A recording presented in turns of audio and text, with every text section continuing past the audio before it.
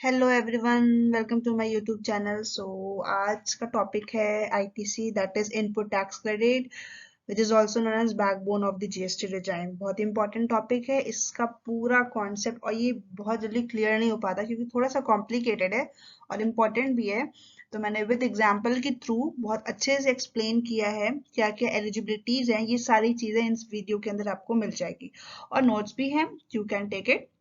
अगर आपको नीड होगी लिख लेना कॉपी में और एग्जाम में आप वो चीज कर सकते हो। So let's begin.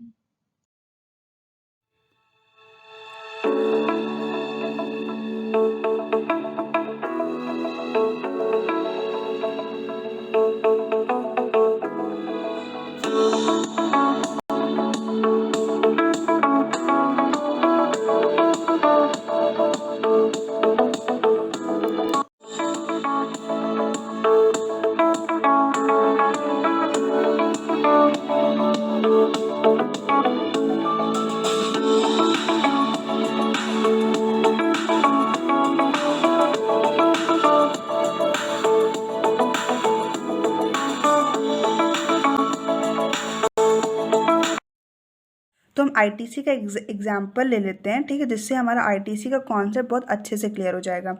तो मान लेते हैं प्रोडक्ट ए पे 100 रुपये का टैक्स लग रहा है, प्रोडक्ट बी पे 120 का टैक्स लग रहा है, प्रोडक्ट सी पे 200 का टैक्स लग रहा है। अब इन तीनों को मिला के जो हमारा आउटपुट आता है, ठीक है, जो हमारा फाइनल प्रोडक्ट बनता है, उस पर मान लेते हैं 500 का हमारा क्या बन रहा है, टैक्स लग रहा है। इस पूरे प्रोडक्ट पे कितना टैक्स लग रहा है, फाइनल प्रोडक्ट पे 500 का टैक्स लग रहा है। अब जो मैन्युफैक्चरर है वो कितना टैक्स पे करेगा, वो पे करेगा 100 प्लस 120 प्लस 200। ये कितना हो गया हमारा, तो ये हमारा टोटल हो गया 420 रुपीज़, ठीक है। अब जो ये मैन्युफैक्चरर है ये 420 रुपीज़ क्या करेगा, टैक्स पे करेगा। अब आईटीसी का कॉन्सेप्ट ध्यान से समझो। अब मान लो हम गए कोई ये फाइनल प्रोडक्ट परचेज करने, ठीक है। अब सेलर ने बोला कि इस पे 500 का टैक्स है, आपको इतना जीएसटी पे करना है। तो हम कहेंगे, हम क्लेम करेंगे कि नहीं, हम आईटीसी क्लेम कर रहे हैं कि जब 500 में से 420 मैन्युफैक्चरर पे कर चुका है तो वो हम क्यों करेंगे, मतलब तो ये 80 रुपीज़ जो है, हम सिर्फ ये 80 रुपीज़ जो है एज अ टैक्स के पे करेंगे, टैक्स पे बाय कस्टमर। इतना समझ में आया? मतलब कि ये जो टैक्सेस लगते हैं, ये जो इनपुट पे टैक्स लग रहे हैं जिससे हमारा फाइनल प्रोडक्ट बनता है, ये वाला जो टैक्स है ये मैन्युफैक्चरर पे करता है, ठीक है। और जो ये फाइनल प्रोडक्ट पे जो हम सेलर को पैसा देते हैं कि 500 रुपये, अगर हम आईटीसी के बारे में ना जाने और आईटीसी को क्लेम ना करें तब तो सेलर हमको बेवकूफ़ बना रहा है, हम फूल बन रहे हैं, पूरे 500 रुपये टैक्स देकर चले आ रहे हैं। बट ऐसा नहीं होना है।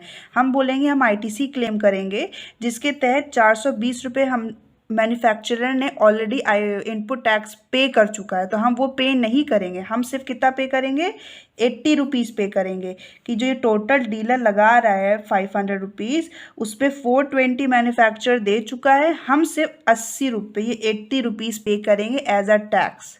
ये कॉन्सेप्ट है हमारा आईटीसी का, ठीक है। कोई प्रॉब्लम? तो आईटीसी कितना important, it is a backbone for the GST regime. क्या है ये? जीएसटी रिजाइम के लिए एक बैकबोन है फॉर जीएसटी के लिए। अगर हमको ये ना पता हो, ये चीज़ ना पता हो, तो क्या हम पैसे पे पैसे, टैक्स पे टैक्स देते चले जाएंगे, हमारे लिए प्रोडक्ट क्या हो जाएगा, महंगे हो जाएंगे, एक्सपेंसिव हो जाएंगे। तो आईटीसी क्लेम करना बहुत ज़्यादा ज़रूरी होता है कि ये इतना मैन्युफैक्चरर पे कर चुका है तो we will not pay for it. We will pay only 80 rupees as a tax. Okay, कौन टैक्स पे करेगा? कस्टमर पे करेगा।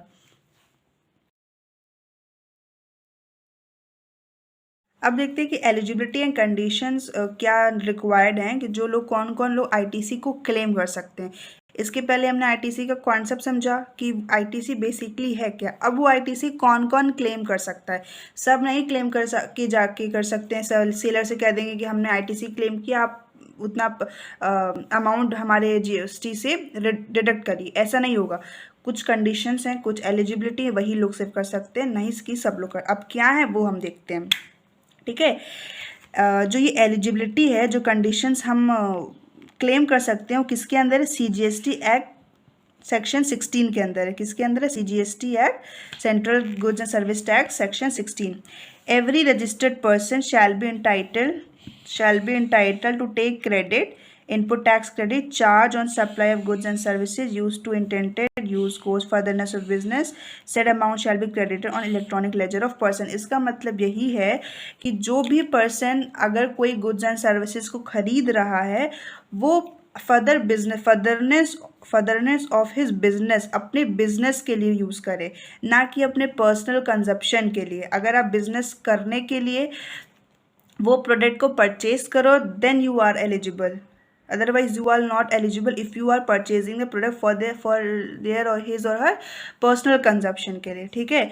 No registered person shall be entitled to the credit of ITC in respect of supply of goods and services। जो registered person है, पहली बात तो वही सिर्फ ITC क्लेम कर सकते हैं, लेकिन उनके लिए भी कुछ कंडीशंस है। वो क्या, तो कौन कौन रजिस्टर्ड पर्सन क्लेम कर सकते हैं वो देखते हैं।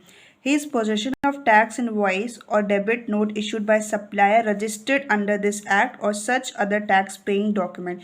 मतलब जिसको भी ITC क्लेम करना है, जो भी रजिस्टर्ड पर्सन है GST लॉ के अंदर, पहली बात तो उसके पास टैक्स इनवॉइस, डेबिट नोट और भी कि उसने टैक्सेस पे किए हैं, सामान खरीदे हैं, उसका बिल है, ये सारी चीज़ें, सारे पेइंग डॉक्यूमेंट उसके पास होने चाहिए कि कब उसने खरीदा, क्या डेबिट नोट है, क्या टैक्स इनवॉइस है। Every document he is required for the claiming of ITC। Okay, next one is he has received the GST both including bill to ship model under which the goods are delivered to third party and a person। उसके पास bill to ship होना चाहिए model, मतलब कि उसने bill को जो product जब goods and services third party को हम बेचते हैं तो उस शिपिंग बिल आता है ना हमारे पास, वो उसके पास वो बिल होना चाहिए, वो मॉडल होना चाहिए।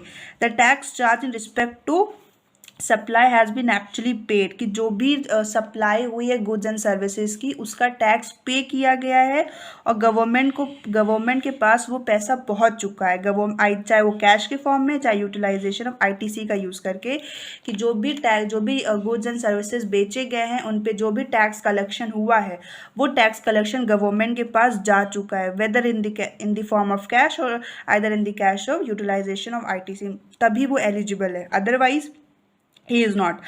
Where the goods against the invoice are received lot of installment, the registered person shall be entitled to take ITC upon receipt of the last lot of installment। वही है कि if a person buy a product in a installment basis, तो जो भी ITC claim करना चाहता है उसने लास्ट इंस्टॉलमेंट पे की हो, उसके पास उसका रिसिप्ट हो, तभी वो एलिजिबल है, ठीक है। जो रिसिपिएंट है shall be entitled to avail the ITC on payment made by him amount toward the value supply of goods or both along with payable thereon within 180 day of the issue of invoice। मतलब जो भी invoice जो है issue होता है उसके within 180 days के अंदर उसको पूरा पेमेंट पे करना होगा, then he is eligible to claim ITC। Okay, where the registered person has claim the depreciation. अगर कोई रजिस्टर्ड पर्सन उसने डेप्रिसिएशन किसी भी प्रोडक्ट पे लगाया हुआ है, he is not eligible for ITC। Depreciation नहीं होना चाहिए किसी भी प्रोडक्ट पे और किसी भी कैपिटल गुड्स पे, प्लांट एंड मशीनरी पे अगर डेप्रिसिएशन लगा, he is not eligible for claiming ITC, ठीक है। Registered person shall not be entitled to take ITC in respect of invoice, debit note, supply of goods or services or both after due date of furnishing। due date जाने के बाद भी कोई भी person eligible नहीं होता ITC के लिए। So ये सारी चीज़ें हैं, these are the conditions which is required for the claiming to ITC। The person should be registered under GST Act, he is having all the important documents regarding the like paying of taxes, purchasing of goods and services, ship model होना चाहिए, उसको जो registered person है किसी भी product पे depreciation ना लगा हो, ठीक है।